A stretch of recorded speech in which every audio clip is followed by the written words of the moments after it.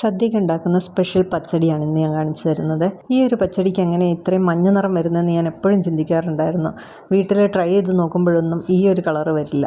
പിന്നീട് ഞാനും കണ്ടുപിടിച്ചു ഇതിനെങ്ങനെയാണ് ഈ മഞ്ഞ നിറം കിട്ടുന്നതെന്ന്. അപ്പോൾ ഇന്ന് ഞാൻ കാണിക്കുന്നത് ആ സ്പെഷ്യൽ പച്ചടിയാണ്. ഈ വിഷുവിന് സദ്യപ്പച്ചടി ഇഷ്ടപ്പെടുന്നവരൊക്കെ ഇതൊന്ന് ട്രൈ ചെയ്ത് നോക്കിയോ. അപ്പോൾ അതിന് വേണ്ടിയിട്ട് ഞാനിവിടെ എടുത്തിരിക്കുന്നത് ഒരു കഷ്ണം മത്തങ്ങയും ഒരു പൈനാപ്പിളും കൂടിയാണ്. ചെറിയൊരു കഷ്ണം മതി മത്തങ്ങയുടെ, ഒരുപാട് വലിയ പീസ് വേണ്ട. മത്തങ്ങയുടെ തൊലിയെ കളഞ്ഞ് കഴുകി വൃത്തിയാക്കി വെച്ചിട്ടുണ്ട്. അതുപോലെ തന്നെ പൈനാപ്പിളും ചെത്തി വൃത്തിയാക്കി വെച്ചിട്ടുണ്ട്. പൈനാപ്പിളിൻ്റെ മുള്ളുകൾക്കടിയിലുള്ള കറുപ്പ് മുഴുവനായിട്ടും കളയണമെന്നില്ല, കുറച്ചൊക്കെ ഒന്ന് കളഞ്ഞ് വെച്ചാൽ മതി. പൈനാപ്പിൾ തന്നെ ഇട്ട് വെക്കുമ്പം പച്ചടിക്ക് വേറൊരു ടേസ്റ്റും, അതുപോലെ നമ്മൾ മത്തങ്ങയും പൈനാപ്പിളും കൂടെ വെക്കുമ്പോൾ അത് വേറൊരു ടേസ്റ്റാണ്. ഇനിയിപ്പോൾ ഇത് രണ്ടും ഒന്ന് അരിഞ്ഞെടുക്കണം ചെറുതായിട്ട്. ആദ്യമേ ഞാൻ മത്തങ്ങയാണ് അരിയുന്നത്. അധികം കനയില്ലാതെ ചെറുതായിട്ടൊന്ന് അരിഞ്ഞെടുക്കാം. ഇതുപോലെ ഒന്ന് അരിഞ്ഞെടുത്താൽ മതി. മത്തങ്ങ ആയതുകൊണ്ട് പെട്ടെന്ന് അത് വെന്തോളും. ചില സ്ഥലങ്ങളിലൊക്കെ സദ്യക്ക് പൈനാപ്പിൾ പച്ചടി വെക്കുന്നത് നല്ലപോലെ വരട്ടിയെടുത്താണ് വെക്കുന്നത് അല്ലേ. ഒരു കറുത്ത നിറമായിരിക്കും അതിന്, ശർക്കര ചേർത്തിട്ട് വെക്കുന്നത്. പക്ഷേ ഈ ഒരു പച്ചടി അങ്ങനെയല്ല വെക്കുന്നത്. വ്യത്യാസമുണ്ട് രണ്ടും തമ്മിൽ. ടേസ്റ്റിലും വ്യത്യാസമുണ്ട്, കാണാനും വ്യത്യാസമുണ്ട്. മത്തങ്ങ മുഴുവൻ ഞാൻ ഇതുപോലെ അരിഞ്ഞെടുത്തിട്ടുണ്ട്. ഇനി പൈനാപ്പിൾ അരിഞ്ഞെടുക്കാം. പൈനാപ്പിൾ കുറച്ചും കൂടെ ചെറുതായിട്ട് അരിയുകയാണെങ്കിൽ പെട്ടെന്ന് വെന്ത് കിട്ടും. പൈനാപ്പിൾ എടുക്കുമ്പോൾ നല്ല മൂത്ത് പഴുത്ത പൈനാപ്പിൾ നോക്കി എടുക്കണേ, എങ്കിലേ അതിന് മധുരം ഉണ്ടാവുള്ളൂ. മധുരം ഉണ്ടെങ്കിൽ പിന്നെ നമുക്കിതിനകത്തേക്ക് മധുരം കുറച്ച് ചേർത്ത് കൊടുത്താൽ മതി. എനിക്ക് കിട്ടിയിരിക്കുന്ന ഈ പൈനാപ്പിൾ ഒരുപാട് മധുരമൊന്നും ഉണ്ടായിരുന്നില്ല, എന്നാൽ വലിയ പുളിയില്ല. അപ്പോൾ പൈനാപ്പിൾ ഞാൻ പൊടിയായിട്ട് അരിഞ്ഞെടുത്തിട്ടുണ്ട്. ഇനി ഇതിൽ നിന്ന് കുറച്ച് പൈനാപ്പിളും കുറച്ച് മത്തങ്ങയും കൂടെ ഒരു മിക്സിയുടെ ജാറിലേക്കിട്ട് ഒന്ന് അരച്ചെടുക്കാം. ഇത് അരച്ചെടുക്കുന്നത് എന്തിനാണെന്ന് വെച്ചാൽ ഈ പച്ചടി ഒന്ന് കുഴഞ്ഞിരിക്കാൻ വേണ്ടിയിട്ടാണ്. ഒരുപാട് എടുത്ത് അരയ്ക്കേണ്ട. ഈ മിക്സിയുടെ ജാറ് നിറയെ എടുത്താൽ മതി. ചെറിയ കപ്പാണ് ഞാൻ എടുത്തിരിക്കുന്നത്. ഞാൻ 2 പ്രാവശ്യമായിട്ട് എടുത്തിട്ടാണ് അരയ്ക്കുന്നത്, കുറേശ്ശെ എടുത്തിട്ട്. കാരണം അരഞ്ഞില്ലേലോ എന്ന് വിചാരിച്ചിട്ടാണ്. മത്തങ്ങ ഇച്ചിരി കട്ടിയുള്ളതല്ലേ, പച്ചക്കല്ലേ അരയ്ക്കുന്നത്, അപ്പം ചിലപ്പോൾ അരയാതിരിക്കാനുള്ള സാധ്യതയുണ്ട്.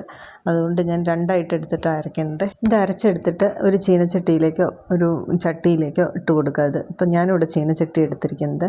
ഇതിലേക്ക് അരച്ചതും ഈ അരിഞ്ഞു വെച്ചതും എല്ലാം കൂടെ മിക്സ് ചെയ്ത് അങ്ങ് ഇട്ട് കൊടുക്കാം.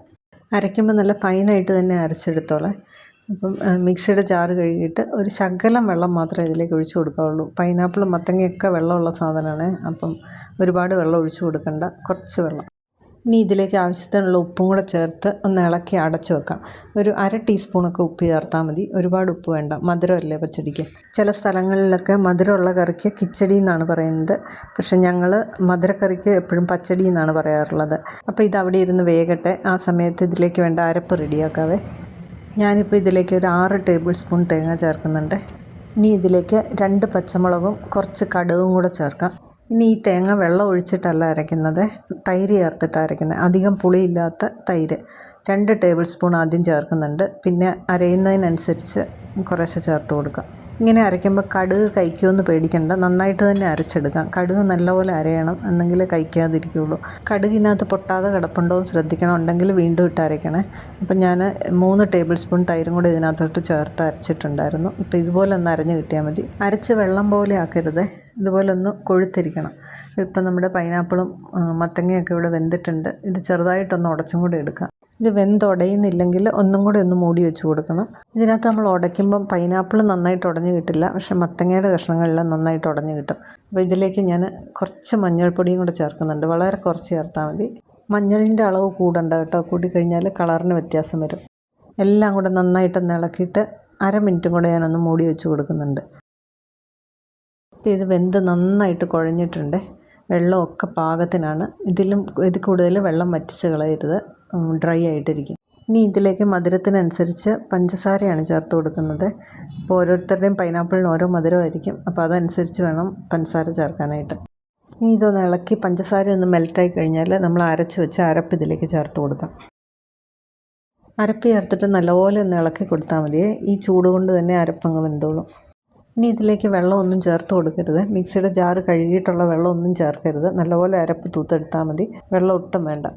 ഇപ്പോൾ ഇത് ഇതുപോലെ ഒന്ന് തിക്കായിട്ടിരിക്കണേ, ഒരുപാട് ലൂസും ആവരുത്. കുറച്ച് വെള്ളം കൂടുതലാണെന്ന് തോന്നിക്കഴിഞ്ഞാൽ കുറച്ച് സമയം കൂടെ ഒന്നിട്ട് ഇളക്കിയാൽ മതി, വെള്ളം അങ്ങ് വലിഞ്ഞോളും. ഒരുപാട് ഡ്രൈ ആക്കി കളയരുത്. ഇനി ഇതിലേക്ക് നമ്മുടെ കുട്ടികളുടെ ഫേവറേറ്റായ കറുത്ത മുന്തിരി ചേർത്ത് കൊടുക്കാം. ഫ്ലെയിം ഓഫ് ചെയ്തിട്ട് വേണം ഗ്രേപ്സ് ഇട്ട് കൊടുക്കാൻ. ഇതിനകത്ത് ചൂട് കൊണ്ട് തന്നെ ആ ഗ്രേപ്സ് വെന്തോളും.